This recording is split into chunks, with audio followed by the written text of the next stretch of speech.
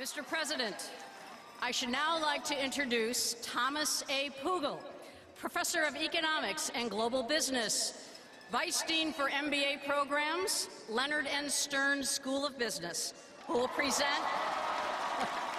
the candidate for Doctor of Commercial Science. Will Chair of the Board, Martin Lipton, please escort this candidate to the lectern?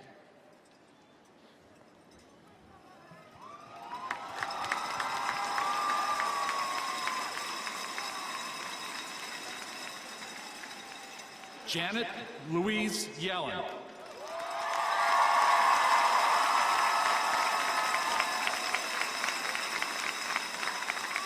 Chair of the Board of Governors of the Federal Reserve System and first woman to control America's central bank in its 100-year history.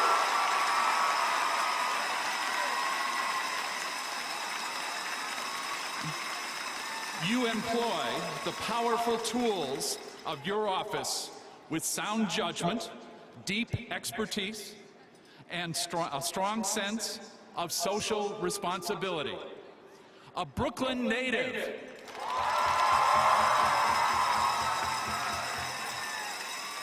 an alumnus of Brown and Yale universities, you were drawn to economics by the rigor of its methods and its potential to benefit humankind.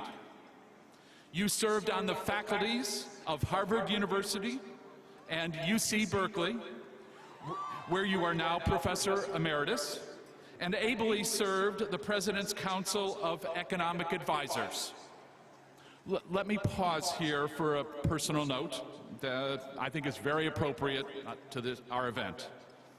Janet, I offer you my deepest appreciation. You were my teacher for macroeconomics when I was a graduate student. Thank you. That learning has meant a lifetime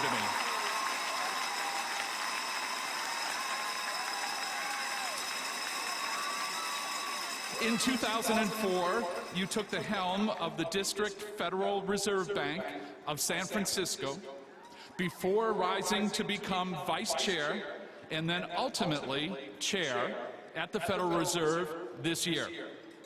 You warned of problems in the housing market as early as 2005, even as you persevered in pushing and persuading your peers to take more aggressive measures to deal with the looming economic catastrophe in 2008. Smart, objective, willing to listen and able to disarm, mindful of the impact of government decisions on individuals and families struggling through these difficult economic times. You aim to build consensus and drive policies that will benefit all Americans. Janet Louise Yellen.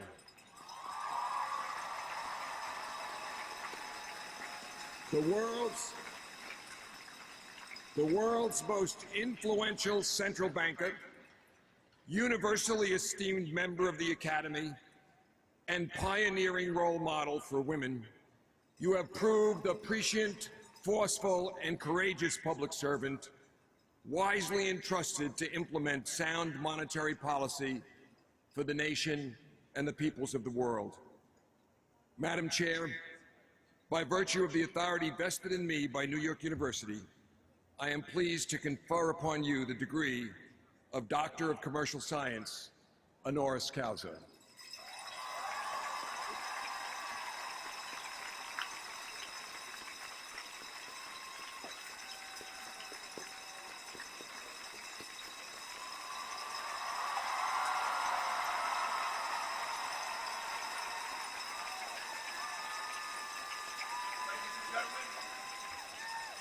Ladies and gentlemen, I am pleased to introduce Dr., now NYU Doctor, Janet Louise Yellen, who will respond on behalf of the honorary degree recipients.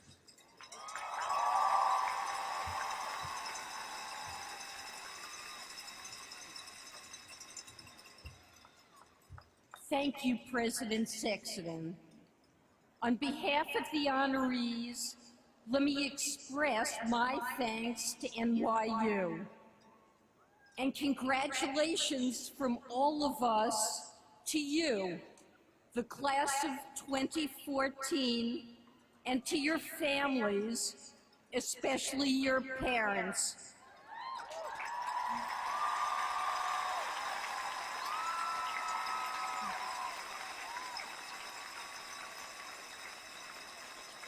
This is a special day to celebrate your achievements and to look forward to your lives ahead. Your NYU education has not only provided you with a foundation of knowledge, it has also, I hope, instilled in you a love of knowledge and an enduring curiosity.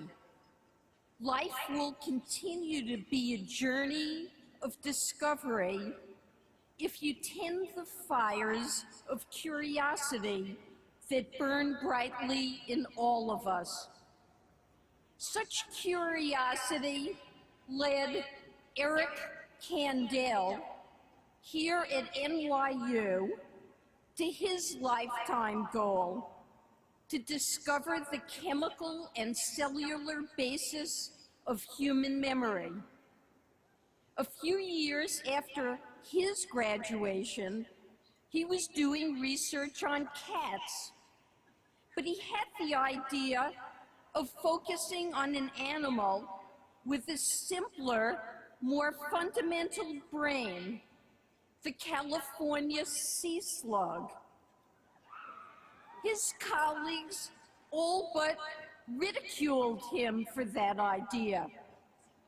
They knew that the study of the lowly sea slug was irrelevant for understanding human memory.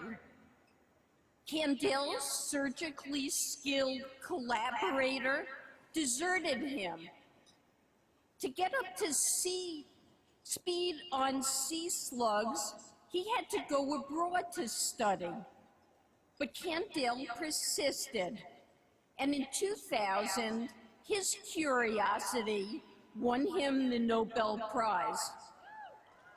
It was, as you must have guessed, for deciphering the chemistry of memory in humans as revealed by his research on sea slugs. Kandel's life, I believe, demonstrates how a persistent curiosity can help us reach ambitious goals, even with great roadblocks in the way. A second tool for lifelong intellectual growth is a willingness to listen carefully to others. These days, technology allows us access to a great breadth of perspectives, but it also allows us to limit what voices we hear to the narrow range we find most agreeable. Listening to others, especially those with whom we disagree, tests our own ideas and beliefs. It forces us to recognize with humility that we don't have a monopoly on the truth. Yankee Stadium is a natural venue for another lesson. You won't succeed all the time. Even Ruth, Gehrig, and DiMaggio failed most of the time when they stepped to the plate. Finding the right path in life, more often than not, involves some missteps. My Federal Reserve colleagues and I experienced this as we struggled to address a financial and economic crisis that threatened the global economy. We brainstormed and designed a host of programs to unclog the plumbing of the financial system and to keep credit flowing. Not everything worked, But we kept at it, and we remained focused on the task at hand. I learned the lesson during this period that one's response to the inevitable setbacks matters as much as the balance of victories and defeats. There is an unfortunate myth that success is mainly determined by something called ability. But research indicates that our best measures of these qualities are unreliable predictors of performance in academics or employment. Psychologist Angela Lee Duckworth says that what really matters is a quality she calls grit, an abiding commitment to work hard toward long-range goals and to persevere through the setbacks that come along the way. One aspect of grit I think is particularly important is the willingness to take a stand when circumstances demand it. Such circumstances may not be all that frequent, but in every life, there will be crucial moments when having the courage to stand up for what you believe will be immensely important. My predecessor at the Fed, Chairman Ben Bernanke, demonstrated such courage, especially in his response to the threat of the financial crisis. To stabilize the financial system and restore economic growth, he took courageous actions that were unprecedented in ambition and scope. He faced relentless criticism, personal threats, and the certainty that history would judge him harshly if he were wrong. But he stood up for what he believed was right and necessary. Ben Bernanke's intelligence and knowledge served him well as chairman, but his grit and willingness to take a stand were just as important. I hope you never are confronted by challenges this great, but you too will face moments in your life when standing up for what you believe can make all the difference. Having dwelt for a moment on failure and grit, let me turn to the deeper meaning that underpins grit and can carry us beyond failure. The hard work of building a life that makes a difference is much easier to sustain when you are passionate about what you pursue. When I first came to the Federal Reserve 37 years ago, I was struck by the passion of my colleagues for the mission of the Fed. And these many years later, each day at work, I see the importance of that passion to carrying out the Fed's duties effectively. If there is a job that you feel passionate about, do what you can to pursue that job. And if there is a purpose about which you are passionate, dedicate yourself to that purpose. Finally, I hope that you can find joy in the lives you choose. You are completing one important phase of your life today and embarking on an amazing new adventure. Serious decisions about life surely lie ahead, but take time to savor the joys, large and small, that come along the way. Share these joys with others and share a laugh when you can. In closing, thank you again on behalf of myself and the other honorees.